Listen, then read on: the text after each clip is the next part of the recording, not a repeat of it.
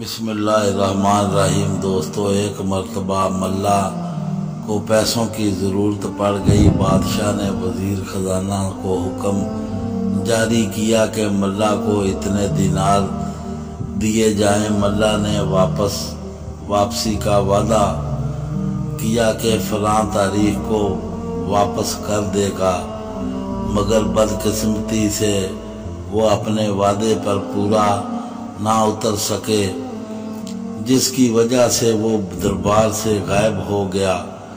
بادشاہ کو اس کی غیر موجودگی ہر حاضری ناگواری گزری تھی، کیونکہ اس کی موجودگی میں بادشاہ شہاش بشاش رہتا تھا۔ اکثر وزراء، امراء اور تاجر ملا سے حسد کرتے تھے۔ بادشاہ نے ہرکارے بھیجے کہ پتہ کریں ملا دربار میں کیوں نہیں آ رہا۔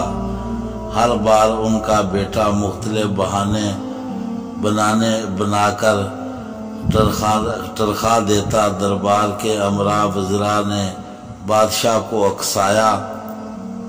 بادشاہ کو ملا پر بہت غصہ آیا۔ اس نے کوتوال کو حکم دیا جیسے بھی ہو ملا کو دربار میں حاضر کیا جائے۔ کوتوال نے سر جھکایا اور ملا کے گھر کی طرف روانہ ہو گیا۔ ملا نے کھڑکی سے کوتوال کو دیکھ لیا تو اپنے بیٹے سے کہا کہ جب کوتوال پوچھے تو بتانا کہ ملا مر گیا ہے اور خود چارپائی کے نیچے چھپ گیا۔ تو جو ہی کوتوال نے دروازہ کھٹکھٹایا، ملا کا بیٹا روحان سی آواز میں بولا کہ ملا تو وفات پا گئے۔ کوتوال کو شک گزرا، کیونکہ یہ بھی تو ملا کا بیٹا ہے، کوئی چکمہ دے رہا ہے۔ اس نے گھر کی تلاشی کے بہانہ سوچتے ہوئے کہا، چلو اندر بیٹھ کر تعزیت کرتے ہیں۔ مجبوراً ملا کا بیٹا اسے گھر لے آیا۔ اسی چارپائی پر بیٹھ گئے، ملا کی باتیں کرتے رہے۔ نیچے ملا کو چونٹیاں کاٹ رہی تھی۔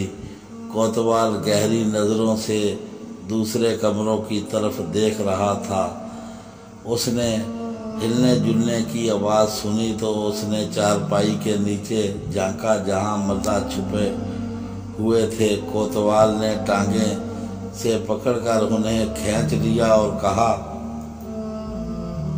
واہ جی، آپ کا بیٹا تو کہہ رہا تھا آپ مر گئے ہیں۔ ملا نے مسکین سی صورت بنا کر کہا، یہ زندگی بھی کوئی زندگی ہے، چارپائی کے نیچے سے نکلنا شرمندگی ہے۔ اس پر کوتوال کی ہنسی نکل گئی اور اسے پکڑے میلے کچیلے کپڑوں سمیت بادشاہ کے دربار میں لے آیا۔